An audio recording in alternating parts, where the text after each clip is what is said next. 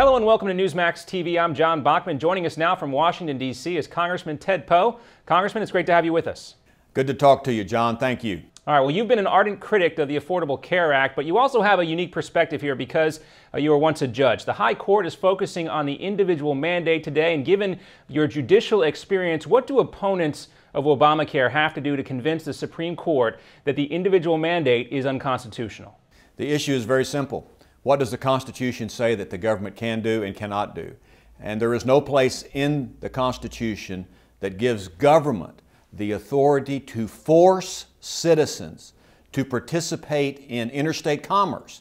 In this case, forcing citizens to buy government-approved insurance. There is nothing in the Constitution that gives government that authority, and that's really the basis for the entire bill is the individual mandate. So if it fails, the bill should fail as well. And I hope that the Supreme Court understands that if they allow government to force people to buy government insurance, what's next? The government then can force us to buy their car, their green car, force us to buy their particular type of house. And it goes on, whether it's food or some other product. So if we don't participate in the program by the government, we could be fined under the law, and I think all of that violates the constitutional standard of limited government. It makes government unlimited. Well, we know and we expect that supporters of the health care legislation plan to use the Commerce Clause in the Constitution as the reason why it is constitutional. Explain why they're wrong. The Commerce Clause does not give authority to government to force commerce, to force you to participate in buying products in the country. The Commerce Clause regulates commerce.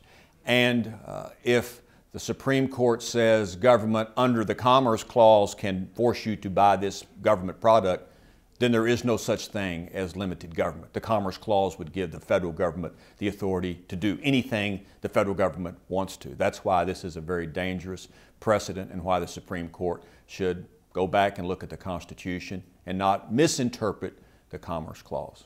Well, you've also introduced legislation that would prohibit any funds from being used to implement or enforce the mandate we're talking about. What's the status of that bill now, and how important do you think it will become if the court does uphold the mandate?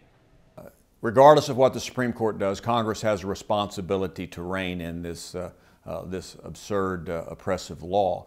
The House has passed legislation to repeal the entire Obamacare. I've also introduced legislation to defund it. In other words, no money would go to implement any portion of Obamacare.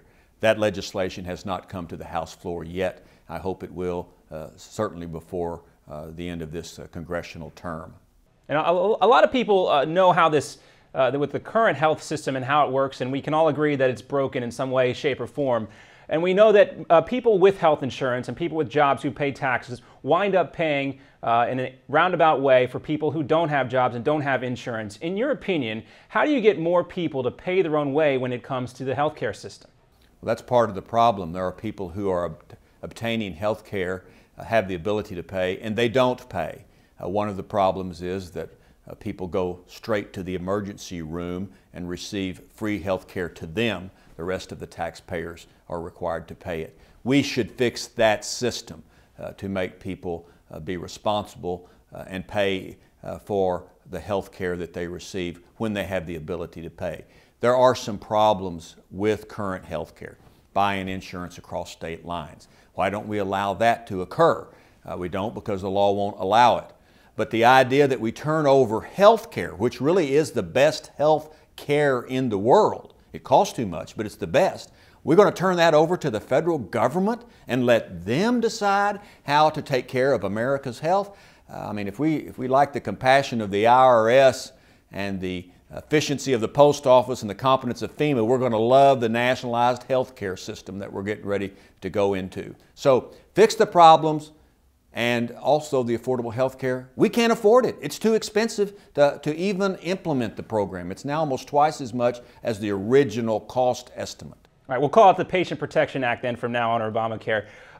But given that, what you just said, how do you entice people who can't afford insurance to go ahead and pay for it? How do you lower the cost and get them to participate? What's your solution? Well, there are numerous things that we have to do, but the main thing is there has to be a public conscience that we are responsible generally for taking care of ourselves. It's not somebody else's issue. In other words, it's not our next door neighbor is responsible for taking care of my health care.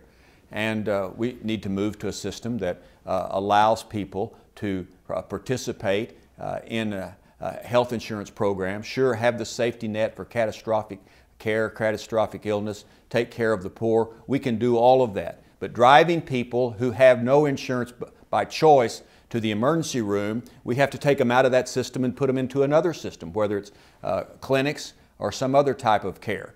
And so there are some things we can do to encourage people to take care of themselves if they can, but not expect the rest of the country, who are responsible Americans, to pay not only for their health care, but to pay for everybody else's. That's the system the affordable health care is moving us to. Well, a recent ABC News poll shows a vast majority of Americans want the mandate or the entire health care reform bill tossed out altogether. Now, the justices won't hear that as an argument in this case, of course, but if the law is upheld in part or its entirety, what is Congress's responsibility to the opinion of the American people? Well, we are representatives. We have a representative government. We represent not ourselves, but the people that put us here. And we have the obligation to repeal the bill. We've repealed it in the House. Like I said, after the elections are over with, we'll vote again next year in the new Congress. The House will repeal it again. It's up to the Senate, the siesta Senate, to actually vote, and hopefully they would repeal it as well. So we have a legislative responsibility to do the will of the people and repeal the bill in its entirety, regardless of what the Supreme Court does. And we know as long as President Obama is still in the White House, he will not sign off on any bill that goes to address repealing Obamacare. Talk about the importance of the 2012 elections as it relates to this particular bill. Well, the main thing, first of all, is that the Senate be changed from a liberal Senate to a Republican conservative Senate. It makes no difference who the president is if we can't get legislation through the obstinate Senate today. And therefore, we need to take the Senate first. We also, of course, need to take the White House back and have someone more that is in tune with the American public on this specific idea. Remember, however, that the president has, to my knowledge, hasn't vetoed any legislation yet. So just because he gets reelected doesn't necessarily mean he would veto this bill, but you're right, he probably would. We need to get the Senate, then the presidency. All right, one more question, and switching topics now. Of course, we've heard a lot about the remarks that President Obama made to current Russian President Dmitry Medvedev. Do you think that that shows a sign of the president being disingenuous on not just this front, but other fronts as well in the months before the election here? His comments indicate to me that after the election, if he's reelected, since he is not up for another election, he's not accountable to anybody for his actions. Therefore, it's somewhat concerning to me what he would do if he was reelected, not held accountable by anyone, and how much more government, big government, he would push down on the American public. So he told actually the truth, that he's not accountable, and he will get with maybe changing his policies and be a little more progressive after the election when he's reelected, if he is. All right, very good. Congressman Ted Poe of Texas, thanks so much for taking the time to talk to us here at Newsmax TV. Thank you.